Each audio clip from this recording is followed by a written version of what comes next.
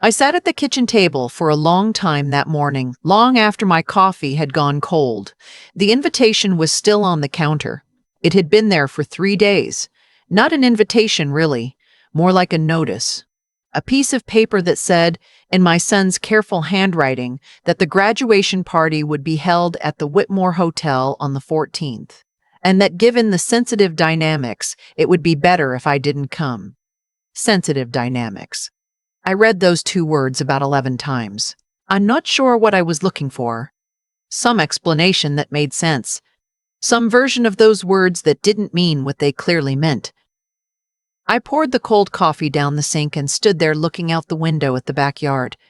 The oak tree we planted when he was 7 was still there. He used to climb it every afternoon when he got home from school. I'd stand right here and watch him, hard in my throat, pretending I wasn't worried. He'd wave at me from the top branch. "Mom, I can see the whole neighborhood from up here."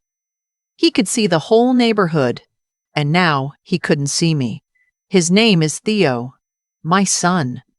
He turns 32 in the fall, and he just finished his PhD in environmental science.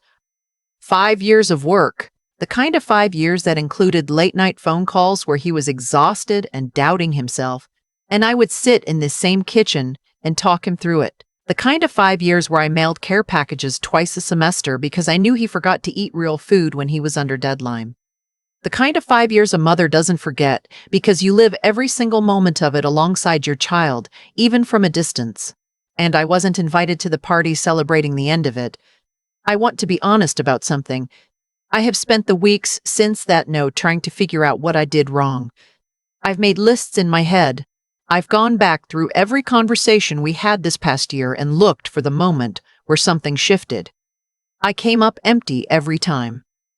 Not because I'm perfect, I'm not, I'd never claimed to be, but because whatever this was, it didn't feel like it started with me.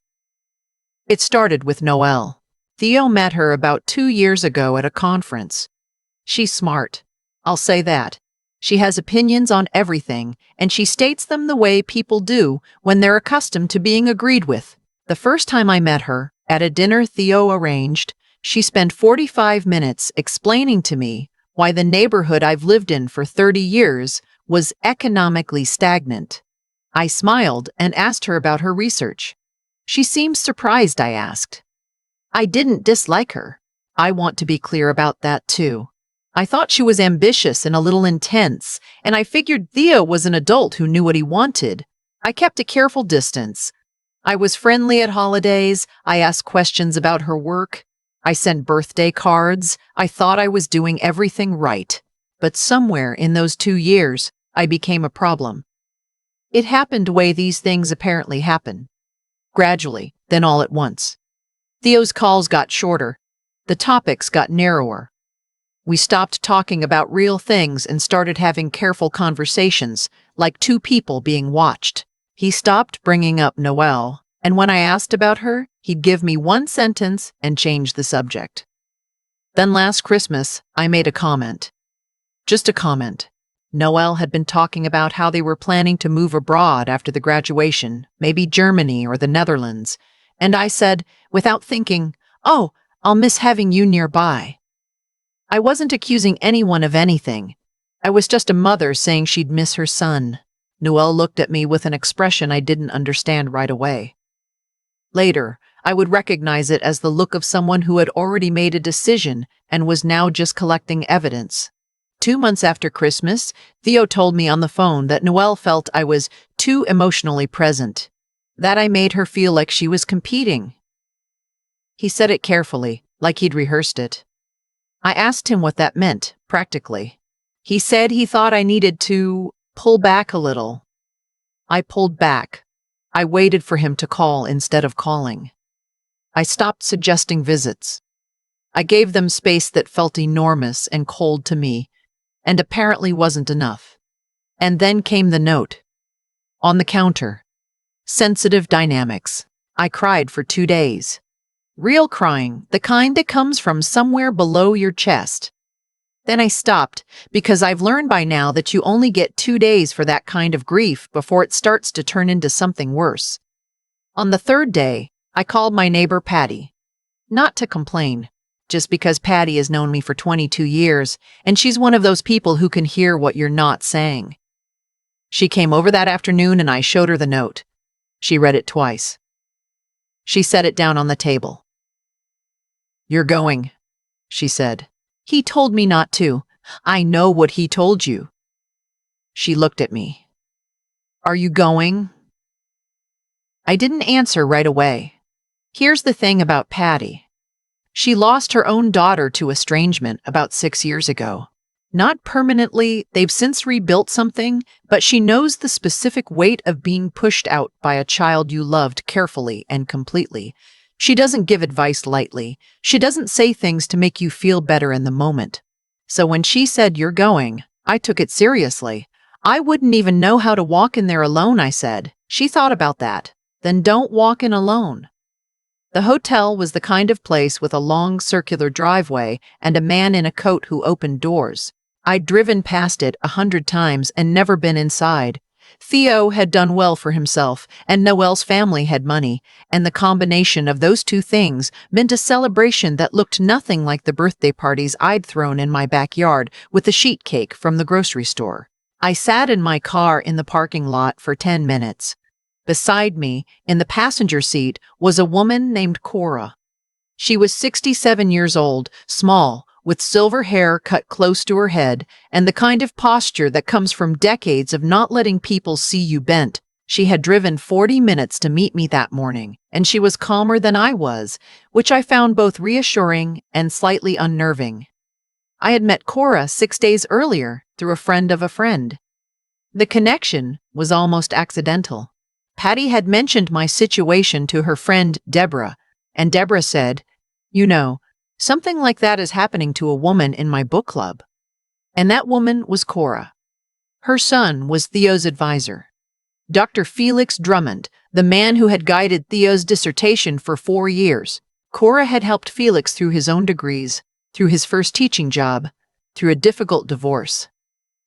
She had shown up the way mothers show up, and then Noelle had come into Theo's life, and the two of them had formed a particular kind of friendship. Intense, exclusive, and somewhere in that friendship, it had been decided that Felix's mother was an embarrassment.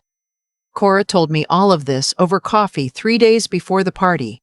She told it without self-pity, which was the thing that made me trust her immediately. She wasn't looking for someone to agree that she'd been wronged. She just stated the facts, and then looked at me like she was taking my measure. "I wasn't invited either," she said. "To your own son's student's graduation party." "That's correct." I thought about that for a moment. "Were you planning to go anyway?" She smiled. It was a small smile. "I've been trying to decide. I think if I had someone to go with, I would." So, that was how we got here. 2 women in a parking lot, dressed well and sitting very still. "We don't have to make a scene," I said, for the 4th time that week. "I have no intention of making a scene," Cora said. Also, for the 4th time, we walk in. We behave perfectly. We let them be seen however they choose to be seen. I took a breath. We got out of the car. The man in the coat opened the door. The lobby was marble and warm light and the sound of a string quartet from somewhere down the hall. I felt immediately aware of my shoes, my dress, the small clutch bag Patty had lent me because mine was too casual. I felt all of that for about 15 seconds. Then something settled. I had been in this building once before, I realized. Not inside. Outside. Years ago, Theo had a high school banquet here. I parked in this same lot and walked in through those same doors and felt proud in a way that was almost physical. My kid, in that building, being honored. That feeling hadn't gone anywhere. It had just been told it wasn't welcome. We followed the signs to the Whitmore room. A young woman with a clipboard stood outside the door, checking names. She looked up when she saw us. "Names?" she asked. "I'm Theo Drummond's mother," I said. A pause. Something moved across her face. She looked down at her list. "And I'm Felix Drummond's mother," Cora said beside me in a voice as even as pavement. The young woman looked between us. She was maybe 25, clearly an assistant for the event, and she was now in a situation that nobody had prepared her for. To her credit, she held herself together. "One moment," she said, and stepped away with her phone. Cora and I stood there in the hallway. My heart was going fast. Cora appeared to be looking at the framed prints on the wall with genuine interest. "Are you actually studying that painting?" I asked. "It's a reasonable lithograph," she said. "Probably a reproduction, but the framing is nice." I almost laughed. The young woman came back. She looked apologetic, which told me that whoever she'd called had not given her a satisfying answer. "I'm so sorry, I'm not sure. We'll go in now," Cora said pleasantly, and walked forward. It wasn't aggressive. It wasn't a push. It was simply the movement of a woman who had decided something and the world rearranging itself accordingly. I followed. The room was full. Maybe 80 people, most of them from Theo and Felix's academic world. Colleagues, professors, the kind of crowd that holds their wine glasses near the stem and talks with their hands. Round tables with arrangements of white flowers. A banner across the back wall that said, "Congratulations, Dr. Mund." I saw Theo before he saw me. He was standing near the bar with Felix and 2 other men, laughing at something. He looked good. He looked happy. That was the part that did something strange to my chest. Not that he looked happy in spite of my absence, but that he looked like my son, my specific son, the one I had raised. And the gap between that person and the one who wrote that note on the counter didn't make any sense to me, even now. Then he turned. The laughter didn't stop immediately. It faded, the way music fades when someone slowly turns down the volume. His eyes found mine across the room. I watched his expression move through several things very quickly. I didn't look away. I didn't smile falsely. I didn't look apologetic. I had decided before I came that I wouldn't perform anything. I would just be here the way I had always been, quietly and without drama. Noelle appeared at his side. She must have seen his face and followed his eyeline. When she saw me, something went tight around her mouth. I gave her a small nod. She did not nod back. Cora had found Felix on the other side of the room, and I could see, without hearing it, the exact same sequence of events unfolding. Felix's face. The pause. The recalibration. I picked up a glass of sparkling water from a passing tray and found a spot near the wall that gave me a view of the room. An older woman standing nearby, someone's grandmother, I guessed, by her settled look, glanced at me and smiled. I smiled back. "Lovely party," she said. "It is," I said.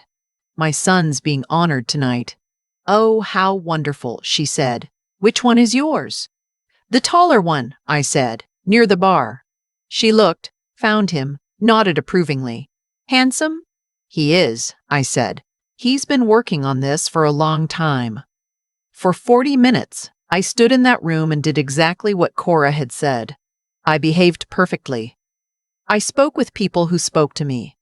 I ate something from a past tray that turned out to be a mushroom thing and was actually quite good. I watched Theo from a careful distance and felt, underneath all the grief and the strangeness, the thing that was older than all of it, pride. Simple, foundational pride. He had done something hard, and he had done it well. Noelle came to find me around the 45-minute mark. I saw her moving toward me and I kept my face still.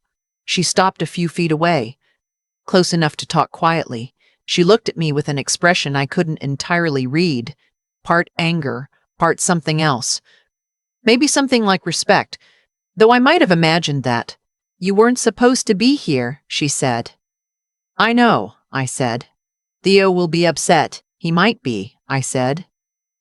"But I think he'll be more upset in 10 years if I wasn't." She was quiet for a moment.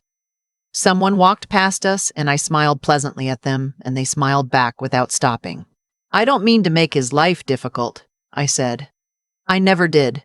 I just didn't know another way to love him except to be present." "That's not." She stopped, started again. "I don't have a problem with you. I want you to know that." "I believe you," I said. I think something happened between us that wasn't about us. She looked at me for a moment. I could see her working on something. Some wall, some script, something she prepared. He worries about you, she said finally. It wasn't what she'd been planning to say. I could tell. He worries about you more than he lets on. I think sometimes it makes him angry. I held on to that. I tucked it somewhere careful. Thank you for telling me that, I said. She nodded once, stiffly, and walked away. Theo found me 20 minutes later, near the end of the formal part of the evening. The speeches had been made. Felix had given one that mentioned his mother, briefly, with a catch in his voice. Cora had not visibly reacted. She was standing near the window, and I could see the very precise set of her shoulders. Theo came and stood beside me. Not facing me. We both looked out at the room. For a while, neither of us spoke. You came? He said. I did. I asked you not to.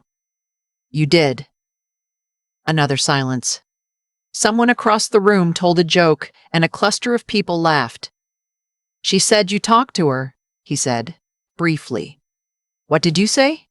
Nothing I wouldn't say to you. I paused. I told her I don't know how to love you without being present. That's not an apology. It's just what's true. He was quiet for a long moment. Long enough that I started to prepare myself for him to ask me to leave. I had decided I would go, if he asked.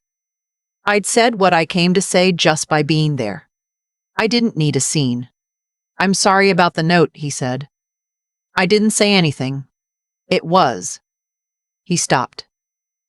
She thought it was easier. I thought another stop. I don't know what I thought. You thought it would be simpler, I said, to just not deal with it. Yeah. It's never simpler, I said. It just moves the problem later. He turned and looked at me then, really looked at me the way he hadn't since I walked in. He looked tired. He looked like my son. He looked like the 7-year-old in the oak tree who waved at me from the top branch. I did the work, Mom, he said.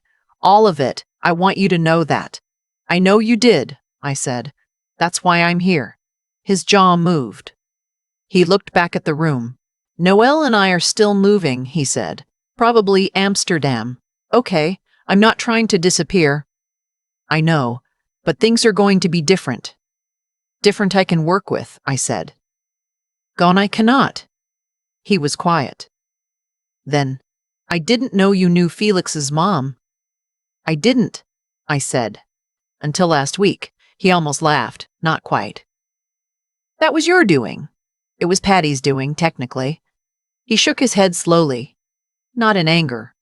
More like someone trying to understand a math problem. We stood there a little longer. The string quartet had started up again somewhere. Cora had moved across the room and was now talking with an older professor who appeared to be genuinely delighted by whatever she was saying. She caught my eye for half a second and gave me nothing, no smile, no signal. Just the steady look of someone who'd done what she set out to do. I thought, standing there with my son in that warm room with its white flowers and its banner and its decades of work being celebrated, that this was the most complicated thing about loving people. It was never finished. You didn't complete it. You just kept showing up in whatever form the moment required, and sometimes the moment required something that felt impossible, and you did it anyway. I set my glass down on a nearby table. I'm going to go soon, I said. I just wanted to see you. I know, he said. Congratulations, Theo. I mean that with everything I have. He looked at me. His eyes did something. He pressed his lips together and looked away. Thanks, Mom, he said quietly. I picked up my purse. I found Cora near the door. She was already in her coat. We walked out through the lobby together, past the marble floors and the warm light, and out into the evening air. In the parking lot, we didn't say much. We found our cars. We stood for a moment in that particular quiet that comes after something is over. How do you feel? I asked. She thought about it seriously, the way she did everything. Like myself, she said. I feel like myself. I drove home. The oak tree was dark against the sky when I pulled into the driveway. I sat in the car for a minute and looked at it. I didn't know what would happen next. I didn't know if Theo and I would rebuild something, or if Amsterdam would stretch the distance until it was irreparable, or if Noel and I would find some version of each other that we could live with. I didn't know any of that. What I knew was that I had sat in a parking lot and been afraid, and I had gotten out of the car anyway. I had walked into a room where I wasn't wanted, and I had not made a scene. I had not begged or cried or made my son perform apologies in front of his colleagues. I had just been there, the way I had always been. A presence. A fact. Something that didn't disappear just because it had been told to. You can ask me to stay away from the places where your life is celebrated. Maybe you have your reasons. Maybe those reasons feel solid to you from where you're standing. But I am your mother, and I have been watching you climb things and making myself stand still since you were 7 years old. That doesn't stop because you became important. It doesn't stop because someone decided I was inconvenient. I know who I am. I knew it going in, and I knew it coming out. That's enough. That has to be enough. I went inside, made fresh coffee, and sat at the kitchen table in the quiet. And for the first time in weeks, the quiet felt like mine again. I've thought a lot about what made that night possible. Not the logistics. Finding Cora, getting dressed, driving to that hotel. That part was just one foot in front of the other. What I mean is the thing underneath all of it. The thing that had to already be in place before any of the rest of it could happen. I think it was this. I had to know, without needing anyone to confirm it, that I had done my part. Not perfectly. I've never been a perfect mother. And Theo would be the first to tell you that. And he'd be right. But I had shown up. For 24 years, I had shown up in the ways that counted. The phone calls at midnight, the care packages, the quiet waiting while he figured himself out, the holding back when holding back was what he needed. I had loved him with some consistency and some care, and that was not nothing. That was, in fact, a great deal. When Noel called me too emotionally present, I spent 2 weeks believing that was a flaw. I rehearsed all the ways I'd overstepped, all the moments I should have stepped back further. That kind of thinking will hollow you out if you let it go long enough. It will make you doubt not just your actions, but your entire history. Who you were, what you gave, whether any of it was real or just a story you told yourself. What pulled me out of it wasn't anger. It was Cora, sitting across from her at my kitchen table, listening to her describe her own son's drift away, watching the way she held herself, straight-backed, clear-eyed, not pretending it didn't hurt, but also not destroyed by it. I understood something I hadn't been able to reach on my own. The fact that someone is moving away from you is not the same as the fact that you were wrong to love them the way you did. Those are two separate things. People confuse them all the time, especially when they're in pain. Theo is not a villain in this story. I want to be clear about that. He is a man who got caught between two people he loved and made the choice that felt easiest in the short term. That is a very human thing to do.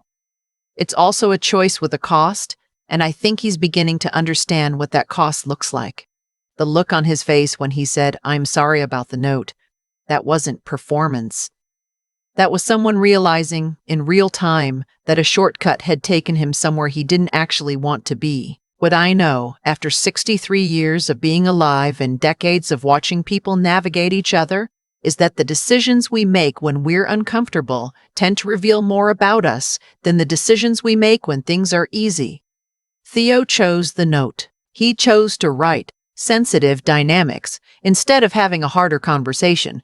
That tells me something. Not that he's cruel, but that he's still learning. We are all still learning.